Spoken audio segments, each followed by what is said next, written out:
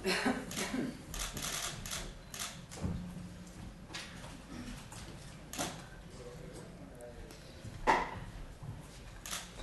bon dia, si estan tots a punt. Començaríem amb aquesta roda de premsa posterior al Consell Executiu, amb el resum dels temes tractats i dels corresponents acords de govern.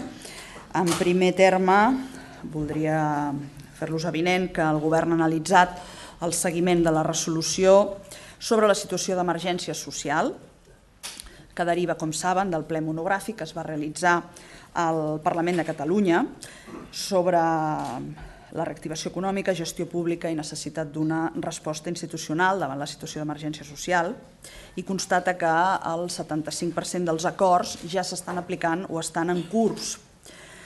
Tot i que el 30% de les mesures aprovades estaven condicionades a l'existència d'uns nous pressupostos pel 2016, s'ha fet un esforç per tal de prioritzar partides especialment sensibles com ho són les beques menjador o els ajuts a l'habitatge. Tal com vam comprometre'ns, es penjaran avui mateix les dades específiques relatives al conjunt de mesures que conté la resolució. Aquestes dades es van fer ja públiques el 20 de maig, el 20 de juliol i, insisteixo, avui penjarem les corresponents en aquest nou seguiment. El govern ha acordat convocar pel proper dia 21 d'octubre a les 12:30 hores i al Palau de la Generalitat, al igual que en l'ocasió anterior, la comissió de seguiment sobre aquesta resolució, precisament per posar en comú la continuïtat dels treballs i les mesures aprovades en el ple del passat mes de març.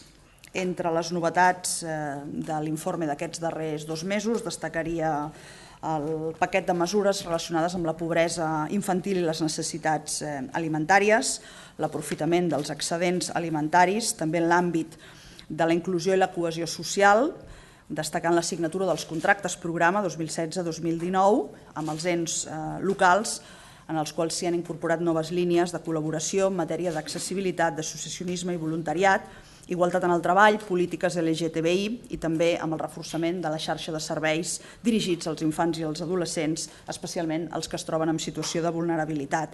També en l'àmbit de polítiques d'habitatge, de pobresa energètica, amb el conveni de les 13 companyies subministradores d'aigua i amb el conveni marc amb les entitats municipalistes per tal de gestionar els fons de la lluita contra la pobresa energètica de 2015, també en l'àmbit de l'ensenyament, amb la priorització que abans esmentàvem, beques menjador, també amb professionals, amb docents, en l'àmbit de treball, amb els programes d'experiència professionals per a joves, amb la garantia juvenil i de formació i treball adreçats a perceptors de la renda mínima d'inserció, també en l'àmbit de la salut, amb els treballs finals per tal d'aprovar l'avantprojecte de llei d'universalització de l'assistència sanitària i també amb l'àmbit de política econòmica i fiscal. Aquest informe posa de relleu els treballs que s'han realitzat per la modificació de l'impost sobre emissions en l'aviació comercial i en la reforma de l'impost sobre els grans establiments comercials.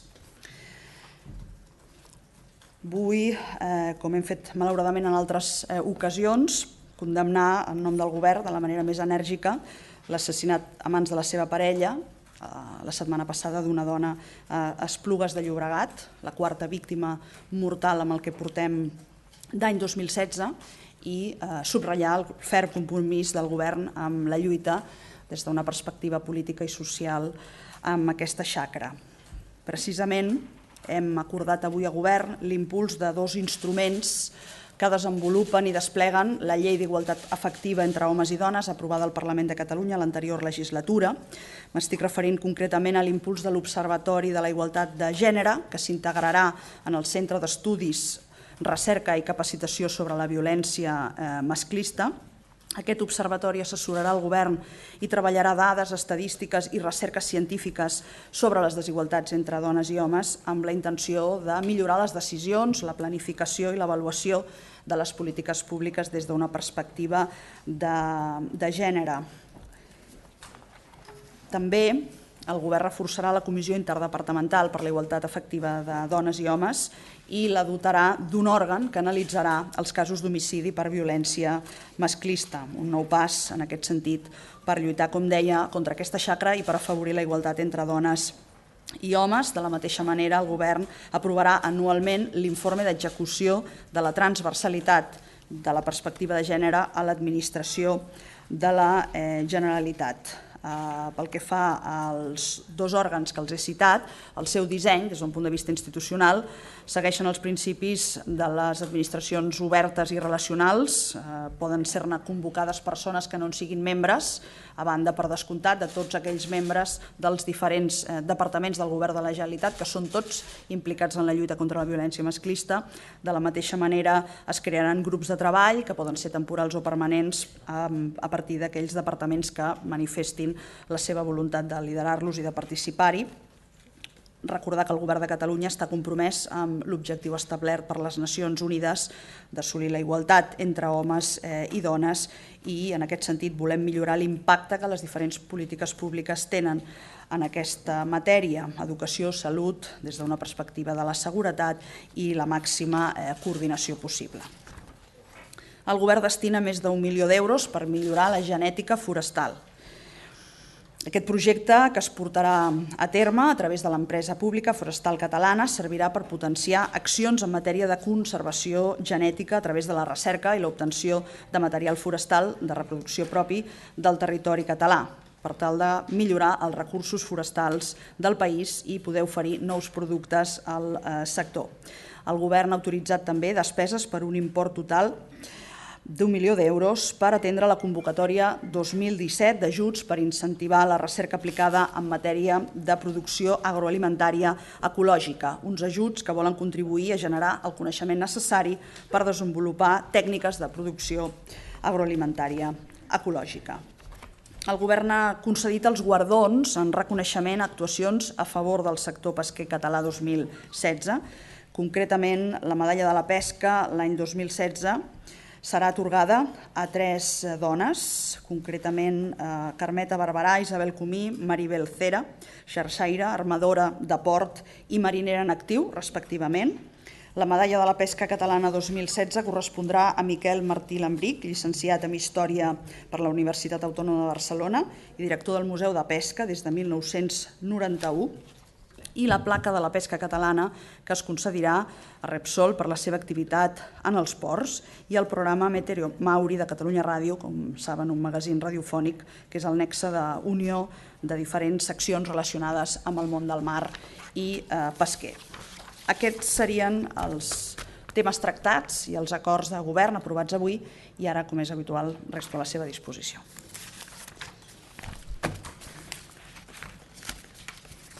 Sí, un parell de preguntes, portaveu. La primera és, la setmana passada va dir que estudiaven tots els escenaris, els diversos que s'han posat sobre la taula. Voldria saber si el president ha encarregat un informe sobre la viabilitat de convocar un referèndum vinculant sense autorització de l'Estat. Aquesta és la primera. I la segona és com llegeix el govern, com interpreta les paraules que està fent el candidat del PNB i actual lehendakari Íñigo Urkullu, parlant sobre l'escenari de Catalunya també i recomanant la via unilateral.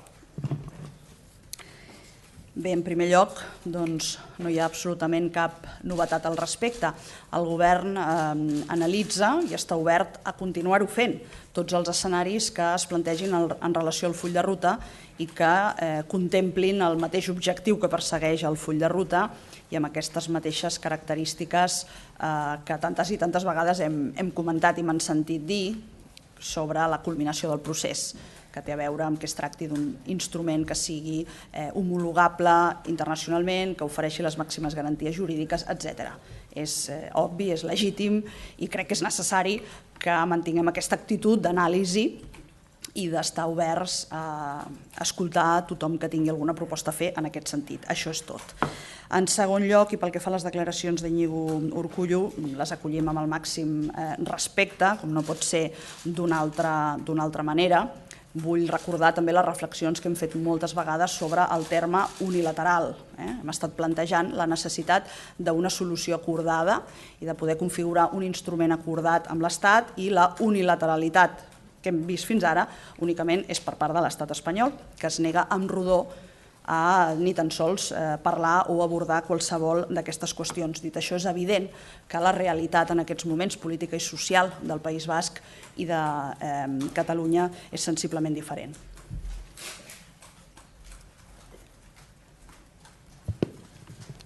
Sí, portaveu, en les últimes hores hem conegut a través de l'exconseller i exportaveu del govern Francesc Homs que el govern espanyol s'hauria posat en contacte amb el govern català dies abans del 9-N per oferir, podríem dir, una solució per tolerar la consulta i que després no acabés als tribunals. M'agradaria saber, ja no li pregunto si és això així perquè ho ha confirmat el propi Francesc Homs, m'agradaria saber si es va estudiar aquesta proposta, en el benentès que des del govern català sempre s'havia demanat poder negociar aquesta consulta amb el govern espanyol i si no es va negociar, si no es va estudiar, per què no es va estudiar? Gràcies. Jo bàsicament em remeto a les mateixes explicacions que l'exconseller Francesc Homs ha donat avui. És una evidència que des del govern i des de diferents posicions polítiques s'havia sol·licitat a l'estat espanyol, amb llums i taquígrafs, per cert, la necessitat d'abordar la celebració d'un referèndum. Així es va fer en nombroses ocasions i així es va fer fins i tot en seu del Congrés de Diputats. Analitzant aquestes informacions, jo només els recordo que el president Mas va fer la valoració pertinent, també amb llums i taquígrafs, d'aquella jornada, d'aquell procés participatiu del 9 de novembre i per aquest motiu ell i altres membres de l'anterior govern n'estan assumint les conseqüències.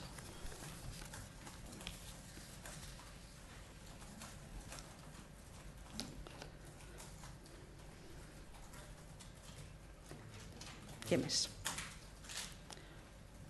No hi ha cap més pregunta de les ràdios? No?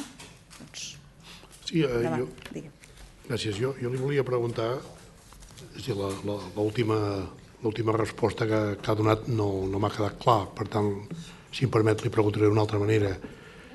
A banda d'aquest pacte que s'ha conegut a través de la justícia que es va oferir en el govern de Catalunya per part del govern espanyol, hi ha hagut algun altre pacte que s'hagi ofert en els últims temps o en aquell moment del voltant del 9 de novembre? El pacte, segons sembla, era que el president de la Generalitat no fes la conferència de premsa després de l'escrutini del 9 de novembre. Hi ha algun altre pacte? S'està fent algun altre tipus de pacte? Hi va haver-hi algun pacte diferent? Ho coneixerem lluny de la justícia? Sincerament em costa entendre la pregunta, tenint en compte que no han transcorregut ni 24 hores que s'ha produït la declaració de l'exconseller Homs davant del Tribunal Suprem com a conseqüència d'aquella jornada, d'aquell 9-N, acusat d'un delicte de desobediència, entre d'altres, com també hem assistit a les declaracions del president Mas i de dues conselleres.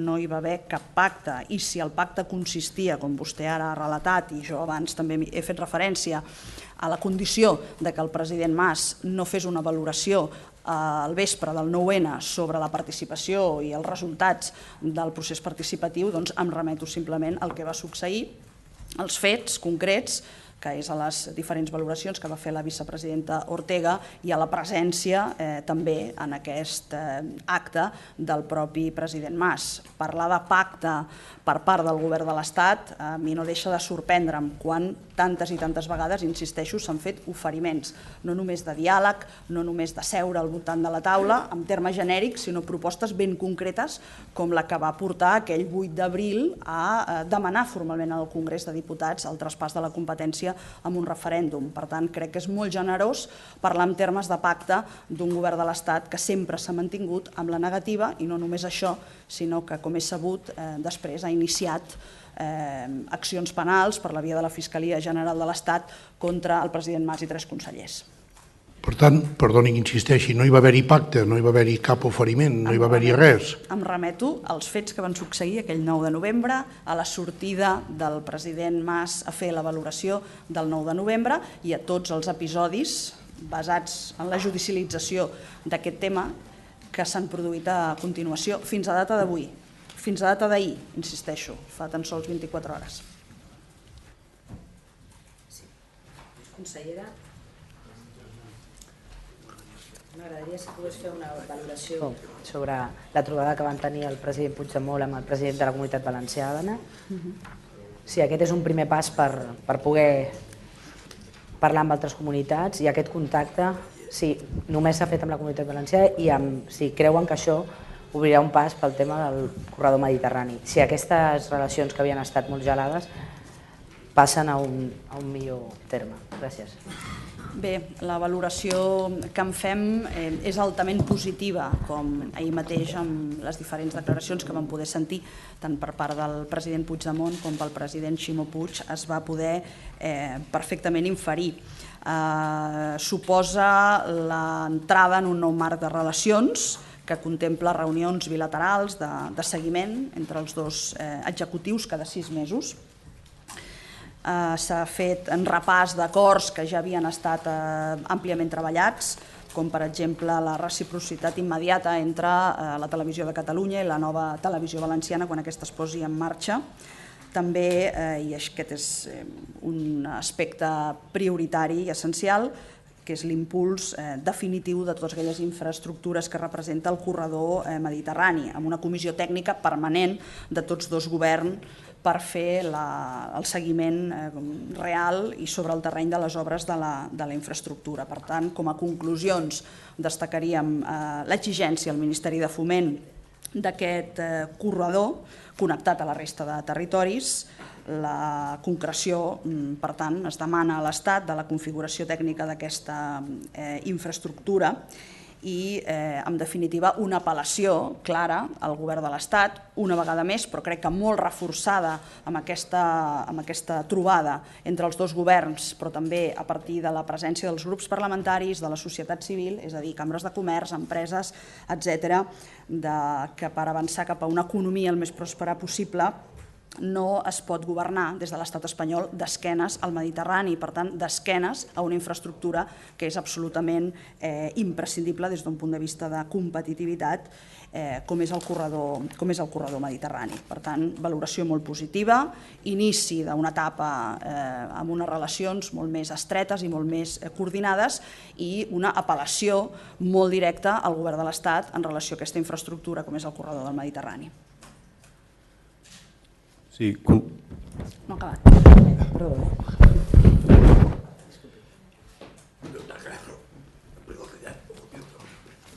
No està clara la prioritat del govern actualment del govern espanyol respecte al corredor i les inversions que vulguin fer de cara al corredor mediterrani. Ja portem pràcticament 15 anys. Amb això hi haurà... Vull dir, quin termini hi ha per donar resposta amb això? Hem d'esperar 15 anys més? Doncs realment esperem que no calgui esperar 15 anys més. De fet, aquesta és una infraestructura, com molt bé vostè apunta, que està sol·licitada i identificada com estratègica des de fa molts i molts anys, però estic convençuda que aquesta unitat de forces, el fet d'haver pogut celebrar aquesta cimera, d'haver pogut comptar amb també la presència i les aportacions de societat civil, de formacions polítiques amb representació parlamentària tant a les Corts Valencianes com al Parlament de Catalunya, dona encara més força en aquesta petició. També un dels acords passa per insistir davant de la Unió Europea, tampoc és la primera vegada, però demanar novament a la Unió Europea una atenció especial a tota aquesta qüestió. En tot cas, jo crec que és una interpel·lació molt i molt directa, molt i molt potent i molt transversal amb un govern que, tot i estar en funcions, estic convençuda que és capaç d'entendre que aquesta és una infraestructura absolutament necessària que no pot esperar més.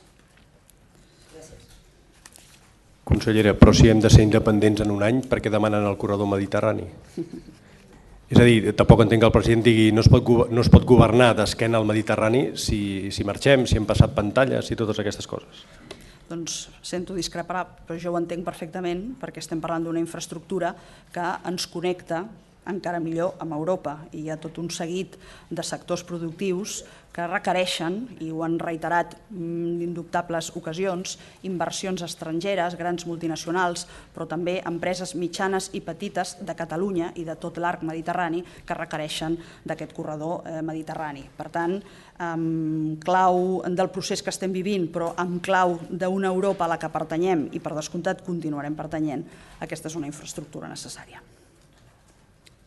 Sí, jo li volia preguntar sobre la senyora Olga Tomàs, que ahir es va fer pública, va renunciar a ser la directora d'Agència Tributària de Catalunya. No sé si se n'ha parlat a govern, si el vicepresident econòmic ha donat alguna explicació. Suposo que en les pròximes setmanes no sé si s'ha marcat algun termini per omplir aquesta vacant i si hi ha el compromís del govern que la persona que s'esculli tindrà el consens de la CUP, del soci majoritari. Jo en aquest sentit em remeto a aquella explicació que s'ha fet des de la pròpia vicepresidència i Departament d'Economia en el sentit d'explicar que es produirà una nova proposta en el si del govern per tal de trobar una persona que des de, no cal dir, la seva trajectòria professional, els seus coneixements tècnics i el consens que generi, això és així, amb tots els càrrecs, pugui dirigir l'Agència Tributària de Catalunya. No hi ha un termini concret, estic convençuda que serà l'abans possible i el que es tracta és que es formuli aquesta nova proposta per tal d'ocupar un càrrec d'aquestes característiques. Portaveu. Sí? Sí.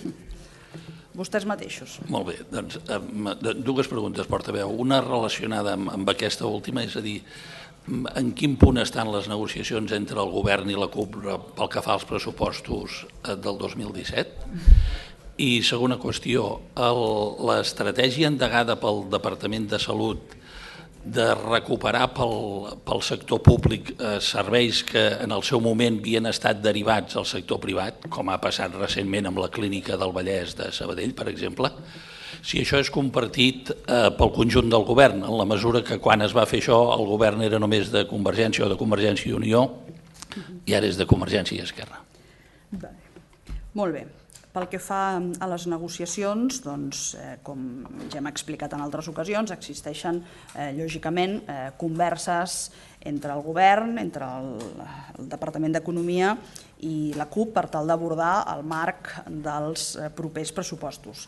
No em puc estar de dir que hi ha una seqüència lògica i cronològica de cites en el Parlament de Catalunya que s'inicia amb la qüestió de confiança, que continuarà amb el debat de política general, on lògicament s'hauran d'accelerar també les negociacions amb el conjunt de formacions polítiques per tal que les accions, les resolucions, en definitiva, que s'aprovin en aquell debat de política general tinguin una translació en el debat de pressupostos.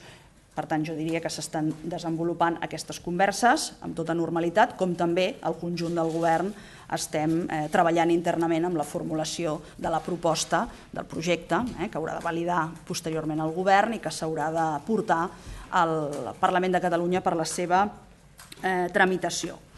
Pel que fa a l'àmbit de la salut, vostè ha fet referència a l'anterior govern o als anteriors governs, perquè de fet aquest procés ve de lluny,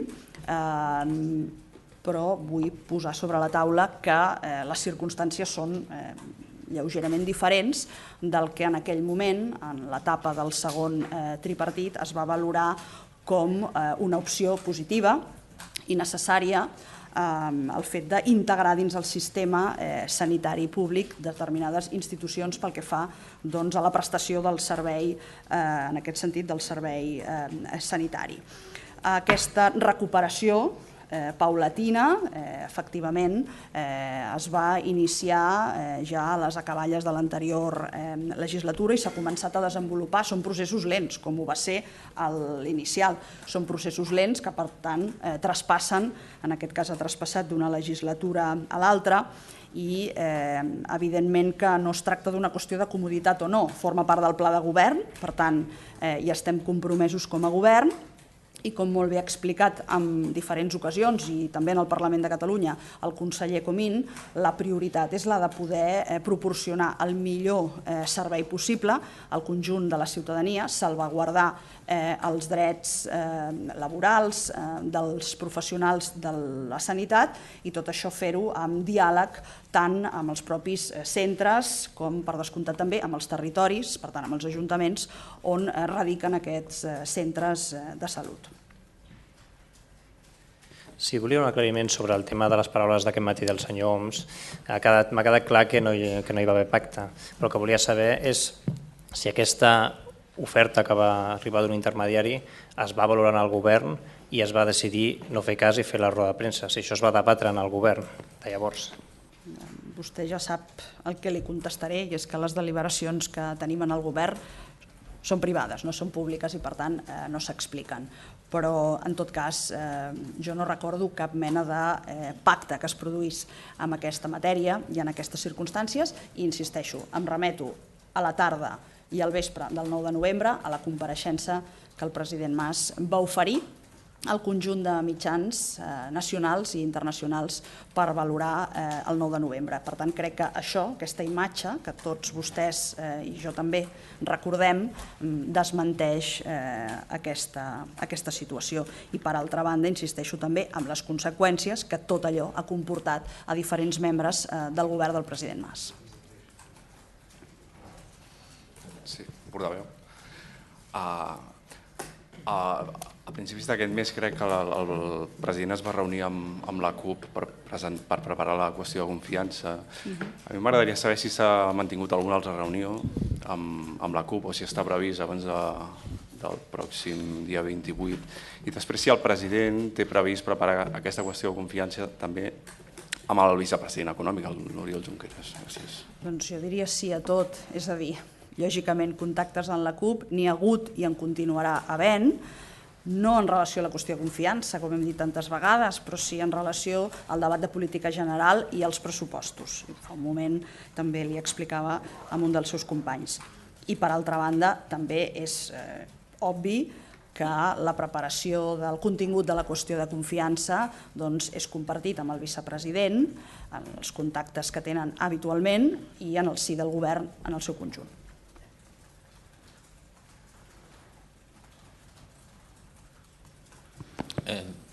Portaveu, consellera, voldria insistir en la qüestió de l'oferta del govern en relació al 9N del govern espanyol. Dues qüestions molt concretes. Una, per què el govern de la Generalitat no ha tingut a bé o no ha considerat oportú fins ahir, a més una compareixença davant d'un tribunal en un moment molt concret, fer pública aquesta proposta, si més no, que es va fer, que hem sabut per part del govern central, i insistir una mica en una pregunta anterior, intentar saber de quina manera, en quin òrgan es va decidir i per què no acceptar aquesta oferta, que era que el president no comparegués i a canvi d'això tolerar la consulta. És que, sincerament, em costa d'entendre la lectura, no ho dic pas per vostès, però que alguns vulguin fer.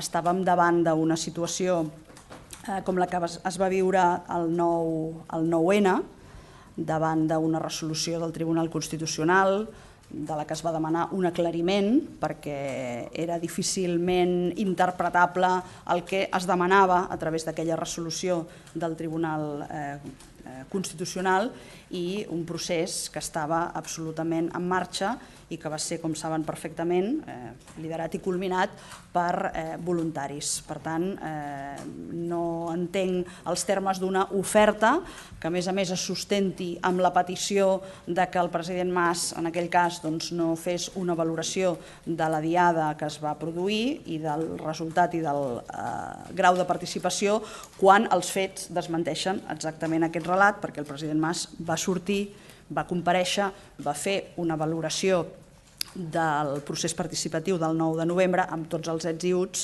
i a continuació crec que l'encadenament dels fets i de la judicialització que aquest procés va experimentar el coneixem perfectament i el propi president Mas i 3 consellers l'estan patint amb les seves carns.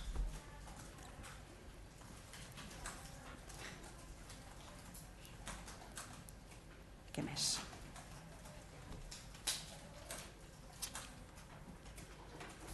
Sí? En castellà? Si no hi ha cap més pregunta en català, doncs endavant. Sí, esta propuesta o no de pacto de la que estábamos hablando, si hubo ese ofrecimiento del que ha hablado OMS.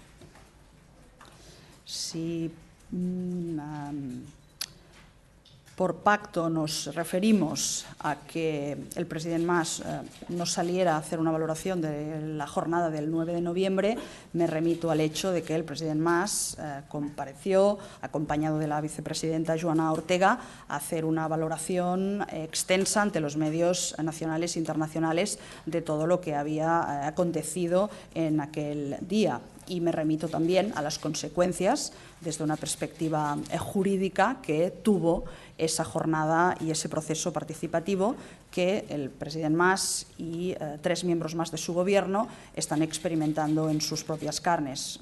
Cuesta entender el concepto pacto cuando es precisamente el Govern de Cataluña y diferentes formaciones políticas, antes y ahora, que han formulado en repetidas ocasiones ofertas de diálogo y de negociación, pero también muy concretas y con luces y taquígrafos, por ejemplo, en el Congreso de los Diputados aquel 8 de abril, para poder celebrar un referéndum en Cataluña. ¿Pero el gobierno catalán hizo algún tipo de valoración o no sobre si aceptar o no esa propuesta? Yo me remito simplemente a lo que sucedió. No hubo ninguna otra cosa. Ese 9 de noviembre, aparte de la participación de 2 millones de personas, a que se desarrolló una jornada sin ningún tipo de incidente, etcétera, etcétera, a la valoración, insisto, que formuló esa misma noche el presidente Mas. Sobre ese informe, si se ha encargado o no con el tema de la RUI, lo que comentaba, que están abiertos a estudiar todas las posibilidades. No hay ninguna novedad respecto a lo que hemos expresado en otras ocasiones, no hay ningún encargo de informe, hay un análisis y una predisposición del Govern a analizar todas aquellas propuestas que vayan en la línea de culminar la hoja de ruta con idéntico sentido y objetivo a la hoja de ruta que está pactada y que estamos desarrollando con aquellos condicionantes o requisitos que entendemos que no vamos a perder en absoluto de vista, como es la homologación del instrumento que culmine este proceso, su homologación internacional y que ofrezca las plenas garantías jurídicas.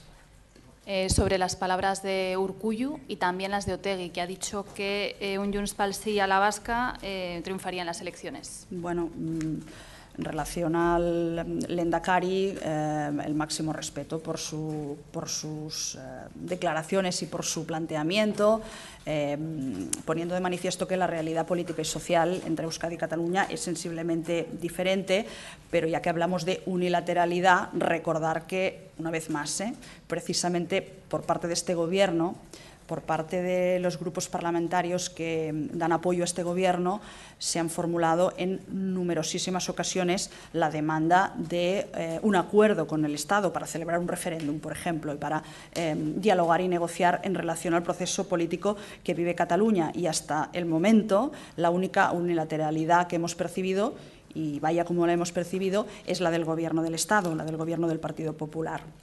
No he tenido ocasión de leer las declaraciones del señor Arnaldo Otegi. En todo caso, entiendo que van en la línea de reforzar la unidad de los planteamientos y que quiere que le diga. Precisamente este es un govern de Junts pel Sí que refleja una formación parlamentaria mayoritaria en el Parlamento de Cataluña. Pues desde luego que no puedo decir otra cosa que la unidad nos da fuerza e, insisto, es el origen de este gobierno al que yo pertenezco. Y luego también, ¿qué le parece esa proposición que se va a llevar al registro del nuevo nombre del partido, que sería ahora Partido Demócrata Europeo Catalán? Aquí sí que sabe usted perfectamente que no le voy a poder responder porque estamos en rueda de prensa posterior a la reunión de Govern y no en relación a las formaciones políticas, a ninguna de ellas. Lo siento. Sí, portaveu. Sobre la resolución del Tribunal de Justicia Europeo sobre los contratos de fijos e interinos, ¿cómo afectaría esto a la Generalitat? Pues debo decirle que esta cuestión no la hemos abordado y que no se preocupe, que la estudiaremos y le daremos una respuesta, cosa que no puedo hacer ahora.